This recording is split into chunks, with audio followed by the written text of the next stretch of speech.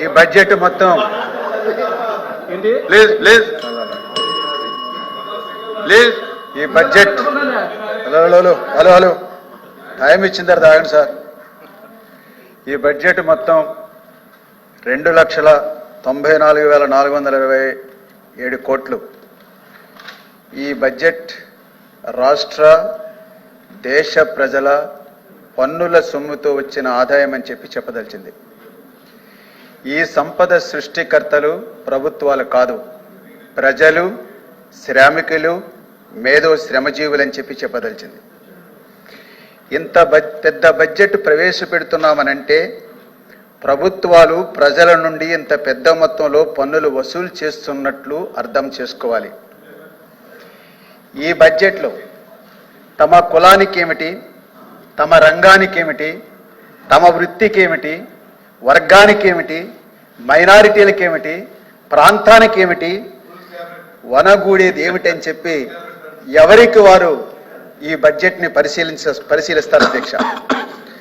రాను రాను ఎన్నికల హామీలు, అధికారం కోసం నగదు బదిలీల బడ్జెట్గా, నగదు పథకాల బడ్జెట్గా మారిపోతున్నటువంటి వాస్తవాన్ని కూడా ప్రభుత్వాలు గుర్తించాలని చెప్పంటున్నా.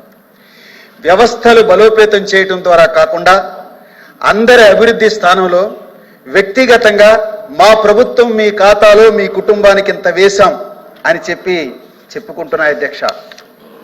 అందరికీ ఉచిత విద్య, వైద్యం, ప్రజా పంపిణీ, ఉపాధి, వ్యవసాయం, రోడ్లు వ్యవస్థీకృతంగా మెరుగుపరిస్తే ప్రతిదీ కూడా నగదు బదిలీ బడ్జెట్గా మార్చాల్సినటువంటి అవసరం లేదని కూడా ప్రభుత్వానికి నేను సూచిస్తున్నా అధ్యక్ష.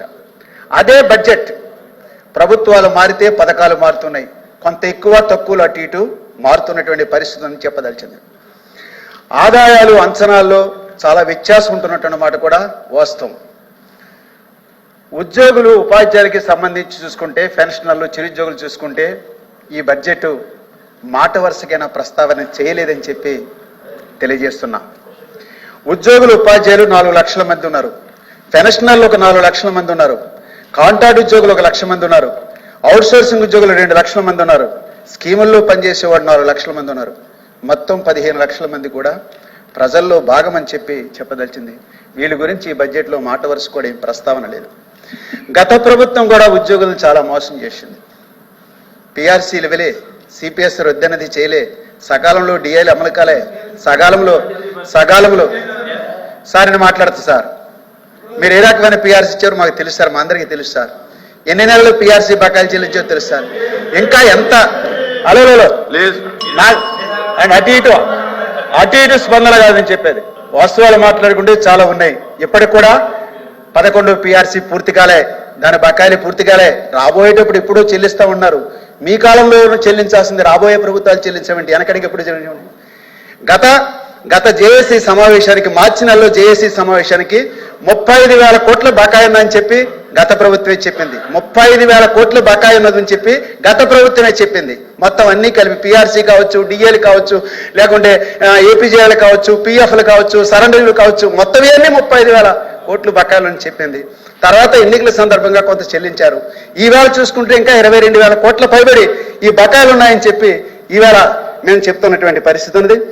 అలాగే ప్రస్తుతం 12వ పిఆర్సీ ఊసి కూడా ఈ బడ్జెట్లో లేకుండా ఉందని చెప్పి తెలియజేస్తా ఉన్నాం. ఆ రకంగా చూసుకున్నట్లయితే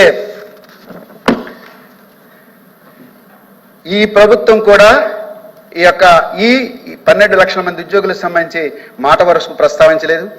అట్లాగే పోలీసులకు సంబంధించి ఇందాక మా లక్ష్మణరావు చెప్పాడు, 3 సరెండర్లు పెట్టుకుంటారు, వాళ్ళు చెల్లించట్లేదు, సంవత్సరం నుంచి ట్రాన్స్పోర్ట్ ఛార్జెస్ ఉన్నాయి, చెల్లించట్లేదని చెప్పి వాళ్ళు ఆందోళన చెందుతున్నటువంటి పరిస్థితి ఉందని చెప్పి మీ ద్వారా తెలియజేస్తుంది.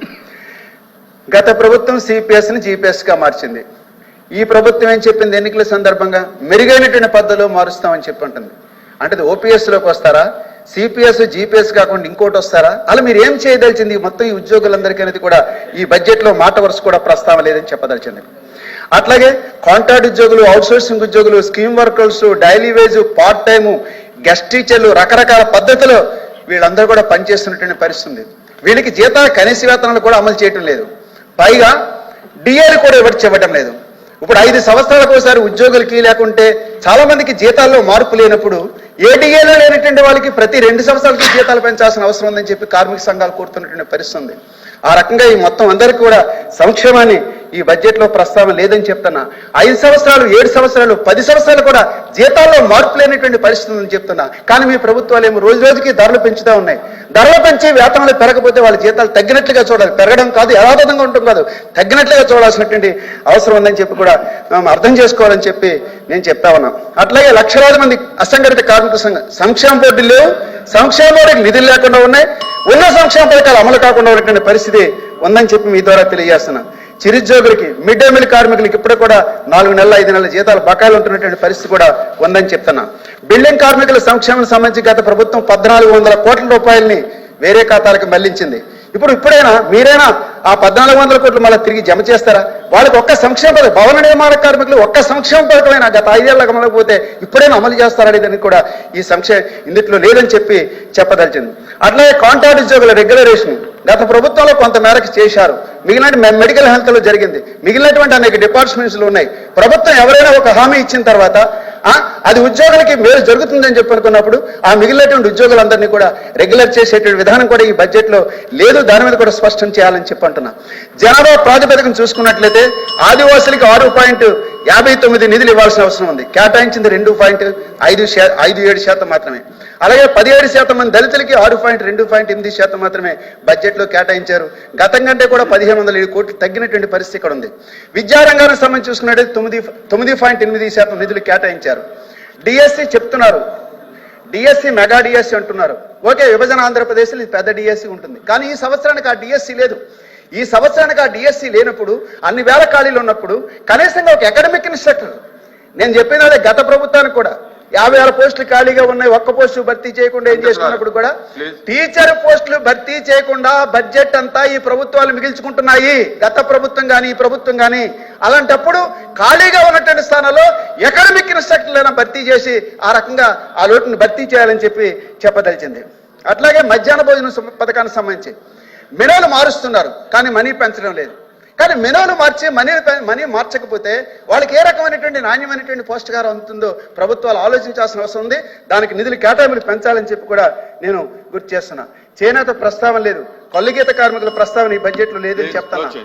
అలాగే పోలవరం పునరావాసాలకు సంబంధించి బడ్జెట్ అంటే గత ప్రభుత్వం కానీ ఈ ప్రభుత్వం కానీ మరి అందరూ మాట్లాడుతుంది ఏమంటే కేవలం బడ్జెట్ ప్రాజెక్ట్ నిర్మాణం గురించి మాట్లాడుతున్నారు తప్ప మరి 50% పైగా కేటాయించాల్సిన నిర్వాసితులకు పునరావాసం గురించి మాట్లాడలేదు. దానికి ప్రత్యేకమైనటువంటి కేటాయింపులు కూడా బడ్జెట్లో స్పష్టం చేయాలని చెప్తున్నా. గిరిజన యూనివర్సిటీ కేంద్రం ప్రారంభించాల్సిన అవసరం ఉంది. విభజన చట్టంలో భాగంగా దానికి సంబంధించి కేంద్రం నుంచి నిధులు రాబడతారా లేదా ఇది కూడా చెప్పాల్సిన అవసరం ఉంది. విశాఖ ఉక్కు సంబంధించి చూసుకుంటే కేంద్రం, ఆ పార్టీ ఈ పార్టీ మీ అందరూ కలిసి విశాఖ ఉక్కు పార్టీని అమ్మేస్తారా, లేకుంటే దాన్ని ప్రభుత్వ రంగంలో కొనసాగిస్తారా, దాని రకంగా రక్షణ కల్పిస్తారనేది కూడా ఈ బడ్జెట్లో రకమైన ప్రస్తావన లేదని చెప్పి చెప్పదలిచింది. ఇక తర్వాత రోడ్ల పరిస్థితి చూసుకున్నట్లయితే ఇంకా యథాతథమైనటువంటి పరిస్థితి కొనసాగుతున్నటువంటి పరిస్థితి ఉంది. ఇవన్నిటికి కూడా మరి కేటాయింపులు ఆ రకంగా పెంచాల్సినటువంటి అవసరం ఉందని చెప్పి కేటాయించిన నిధులు ఖర్చు చేయాలని చెప్పి మీ ద్వారా ప్రభుత్వాన్ని విజ్ఞప్తి చేస్తున్నాం.